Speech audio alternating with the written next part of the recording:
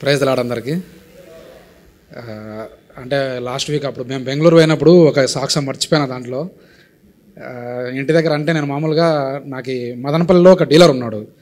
ఆయన దాదాపుగా ఒక 20 days అవుతుంది ఫోన్ ఎత్తట్లేదు. నాకు అమౌంట్ రావాలి ఆయన దగ్గర నుంచి. ఫోన్ లిఫ్ట్ చేయట్లేదు, ఆర్డర్స్ కూడా ఏం పెట్టట్లేదు.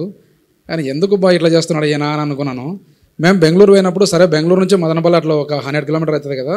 సోమవారం రోజేమో అక్కడ ప్రార్థన చేసుకొని మంగళవారం పొద్దున నేను బెంగళూరు పోయి తిరిగేసుకుని అక్కడ మదనపల్లికి పోయి అక్కడ చూసుకొని రిటర్న్ వచ్చేసి ఇట్లా వద్దాంలే అని నేను అనుకున్నాను మామూలుగా. కానీ ఆ రోజు నేను సండే రోజు బయలుదేరాలి కదా. ఆ సండే రోజు మార్నింగ్ నేను ఇంట్లో ప్రేయర్ చేసుకున్నా. ప్రభా మరి నేను ఆ 2 రోజులు అక్కడ ఉండాలి కదా, 2 రోజులు నీ సన్నిధిలోనే నేను ఉండాలని అనుకుంటున్నాను. నేను పోయే లోపల నాకు అక్కడ నుంచి ఆ పేమెంట్ వచ్చేలాగా నువ్వు కార్యం చెయ్యి అని చెప్పేసి నేను ప్రేయర్ చేసుకున్నాను. ప్రేయర్ చేసుకున్నాము, మందిరానికి వచ్చినాము, ఇంకా బయలుదేరాము, వెళ్ళిపోయాం కదా. అనంతపురం దాటిన తర్వాత 9:30 అప్పుడేమో కొంచెం హోటల్ దగ్గర వాష్రూమ్స్ కోసం ఆపాము. ఆపిన తర్వాత అప్పుడు నేను ఊరికే ఫోన్ ఒకసారి ఆన్ చేసి చెక్ చేసుకుంటే నాకు వాట్సాప్లో అప్పుడే మెసేజ్ వచ్చేసి పడేసింది. ఆయన వాట్సాప్లో నాకు పేమెంట్ చేసేసి వాట్సాప్లో పెట్టేశాడు. అది దేవుడు అద్భుత కార్యం ఆ రోజు చేసినది. ఇంకోటి ఏంటంటే పోయి వచ్చిన తర్వాత ఇంకా లలిత కొంచెం బలహీనం అయిపోయింది. లాస్ట్ సండేనే అంకుల్ చూసి లలిత ఎందుకమ్మా నీ మొహంలో వెలుగు లేదు, ఏమైంది, ఎందుకు అంత డల్గా ఉన్నావు అని అన్నాడు. అంటే ఏం లేదు అంకుల్ అని అంటా ఉంది అంతే. సరే అమ్మ లేదు, నీలో ఏదో తేడాగా ఉంది, నీకు వెలుగు లేదు, అసలు ఇంతకుముందు ఉన్న దానిలాగా నువ్వు లేవు అని అన్నాడు. సరే అని చెప్పేసి ఊరికి మామూలుగా అనుకుని మేము ఇంటికి వెళ్ళాము. ఇంకా ప్రతి మంత్ ఫస్ట్ వీక్లో మా ఇంట్లో ప్రేయర్ ఉంటుంది. అంకుల్ వాళ్ళు అదే లాస్ట్ వీక్లో వచ్చారు కదా, ఈ మంగళవారం రోజున వచ్చారు. వచ్చిన రోజు ప్రేయర్ పెట్టుకున్నాము.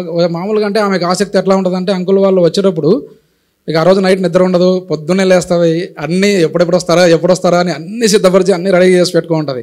కానీ ఆ రోజు అంత ఆసక్తి లేదు ఆమెలో, అంటే అంత ఇది లేదు, ఆ విశ్వాసంలో పడిపోయింది, సడన్గా పడిపోయింది. అది ఎందుకు అట్లా జరిగిందంటే లోపలంతా అవిశ్వాసం ఏర్పడింది. అంటే ఇప్పుడు ఒకవేళ అంటే కొంచెం ఫైనాన్షియల్ ట్రబుల్స్ ఉన్నా కూడా దేవుడు చూసుకుంటాలేని నేనైతే ధైర్యంగా ముందుకు వెళ్తూ ఉంటాను. ఆమె కొద్దిగా ఎందుకో ఆమె కూడా ఎప్పుడు అట్లా పడిపోదు, కానీ ఈ బెంగళూరు నుంచి రిటర్న్ వచ్చినప్పటి నుంచి ఆమె కొంచెం అట్లా పడిపోయింది. అంటే సడన్గా డల్ అయిపోయింది. ఎందుకు డల్ అయిపోయిందో అర్థం కావట్లేదు. అవిశ్వాసంలో అంటే ఆ రాని ఆలోచనలన్నీ వస్తూ ఉన్నాయి ఆమెకి. దేవుని వాక్యం గుర్తొచ్చేది కాదు, అసలు బైబిల్ చదువుతున్నా కూడా ఏమి ఎక్కట్లేదు ఆమెకి. ఆ ప్రార్థన కూడా ఎక్కడి నుంచి అంటే ప్రార్థన కూడా ఆత్మ నుంచి ప్రార్థన రావట్లే. అది అంకుల్ గ్రహించాడు ఆమెలోని. అది పైన నుంచి ప్రార్థన మాత్రమే వస్తుంది, అక్కడక్కడే ప్రార్థన తిరుగుతూ ఉంది. ఎందుకు ఏమైంది ఈమెకి అని అనుకున్నాడు. కానీ మరి అంకుల్ వాళ్ళు వచ్చిన తర్వాత ఆ రోజు మా ఇంట్లో గృహంలో ప్రేయర్ పెట్టుకున్నాం కదా, ప్రేయర్ చేశారు. ఆ రోజు ఆమెలో ఉన్న చీకటి శక్తిని అంకుల్ ప్రార్థనతో విడుదల చేశాడు.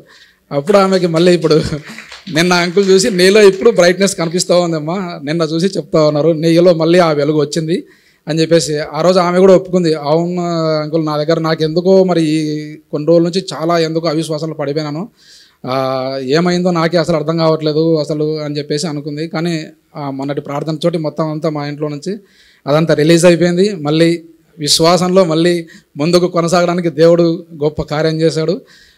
ఈ చిన్న సాక్షిని దేవుడు దీవించును గాక. Thank you.